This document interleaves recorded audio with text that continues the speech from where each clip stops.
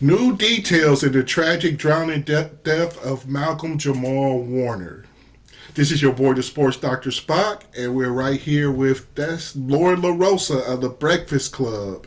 And she's going to get into the details of this tragic death of the American actor, best known for his role in The Cosby Show as Theo, but also known for his role as Malcolm in the show Malcolm and Eddie, and much, much more.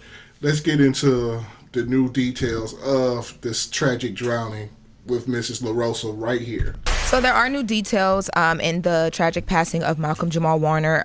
Yesterday, NVU asked me about the second person who was left in critical condition from this incident as well, from Malcolm's drowning incident. So People magazine is exclusively reporting that the second person who was taken by ambulance to the hospital and was in critical condition was actually a person not related to Malcolm-Jamal Warner, but it was a person that was there, saw what was happening, and jumped in to try and save Malcolm-Jamal Warner. Now, this person, as far as like their actual identity, has not been shared with people, but they did confirm that there was no personal connection between this person and Warner. And they say that basically when Malcolm-Jamal Warner, I guess, was swimming in the currents and were taking him down and all the things were happening, this person and other bystanders on the beach happened to see it, but they were a bit too late to try and save him. Even though once they pulled him out of the water, they did attempt to do CPR for 20 minutes, but he was declared dead at the scene. Damn, man. Yeah, and there was another report, too. I saw TMZ. Salute to that brother, that person, though, that hero. Yeah. That's what I was saying. It was a good Samaritan tried to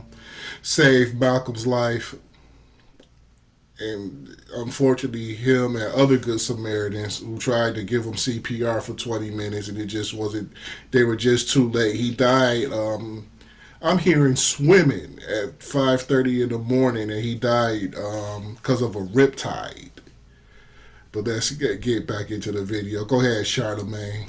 He's a hero. Yeah, yes. Even though he attempted. Just the fact that you see somebody else in danger and you attempt to help them, put your life in danger. Yeah, absolutely. Yes, 100%. There was another report by TMZ just about, because people were wondering why weren't there any like guards or patrol or anything on the beach as well, and why bystanders, people who aren't like official lifeguards, had to get involved. So there was a report by TMZ that there were no lifeguards on duty. Actually, there's a group called the Caribbean Guard, and this is a group of lifeguards and people who patrol beaches. They released a statement yesterday. They say, "We deeply regret the passing of Malcolm-Jamal Warner in Playa Grande. He was swept away by a strong rip current and died from drowning." They mentioned that they do typically patrol the area because of how crazy the currents and the water gets in that area, but that Sunday specifically, they did not patrol the area. But they have put out people and different officials in the area and other surrounding areas, and they upped their warnings following this. But they did send a rest in peace, and I guess just wanted to send some kind words, but wanted to explain. Is it true that he got up for an early morning swim? That's what it was? So yes, there are reports that he got up for an early morning swim, and that this happened right after sunrise. Listen, if you go on vacation, to these Caribbean islands, like that's what I like to do. Get up early in the morning, go jump in the water early, solo. I do it all the time. Yeah, that's what I would do. I get up before the kids get up, or before the wife gets up, and I would go swim. I'm a swimmer, so I would go swim, and I'm not. Could you imagine that? Because it's beautiful. You get out there, the air is nice and fresh, the sun is coming up, and the water is right there. You're on a beautiful beach. If you can swim, you will want to swim. But maybe you shouldn't do it where there's no lifeguards on duty. And maybe it should be some type of restriction now where people can't even go into those waters without lifeguards. I don't know how they would do it, though, without lifeguards being there. I'm not a swimmer, though. I'm a walker in water. I'm a swimmer. Meaning that when I go in the water, if my feet can't touch the ground, Okay. I'm not going no farther than that. Yes. As soon as my little feet can't touch the ground, So you like pools? No, I actually like the ocean. Oh, I just okay. like shallow water. You just don't go past a certain point. I totally understand. No. I get it. Yeah. And another thing, too, that the Caribbean Guard said is that this was one of the most challenging, it's known as one of the most challenging beaches because it's a beach known for local surfers. So they did have signs in English and Spanish warning of danger of drowning and other things. But there were no guards there at the time. And they tell you that if you ever get caught in a riptide, The worst thing to do is try to swim away from it because it pulls you in and you're using your energy. They said either let it pull you in, hold your breath, let it pull you in, or swim parallel to the actual where you're going. Because it don't take you under, right? It just takes you out. It can take you under. It can take you under. Yeah, It can take you depends under. on. Yeah, it depends. Yeah. Definitely take you under. And then the water is so like we can't beat water. That's, No. No. Yes, and it was his wife actually alerted authorities, Charlamagne, after Malcolm-Jamal Warner went out for that swim after sunrise. He hadn't returned for over an hour, so she then alerted authorities.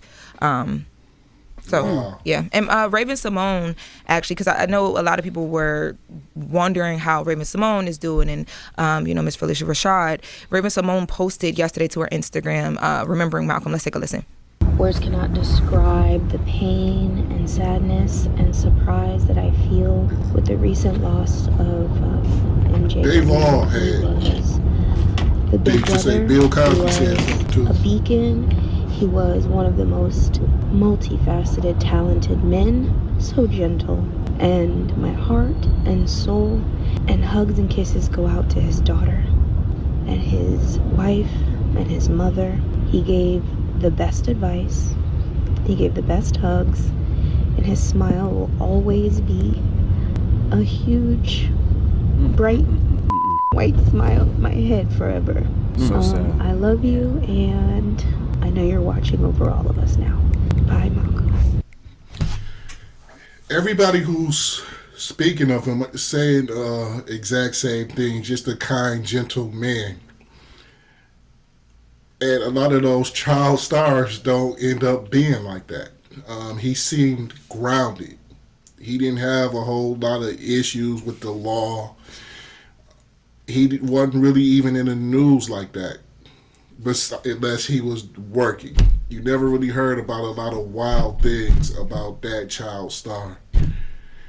And now to die at the young age of 54 during a riptide, and to have everybody say all these great things about him, it kind of got to me, because he remained so grounded. Like, this was a really good person who lost their life in a riptide in Costa Rica. Very sad situation. Go ahead, Charlamagne.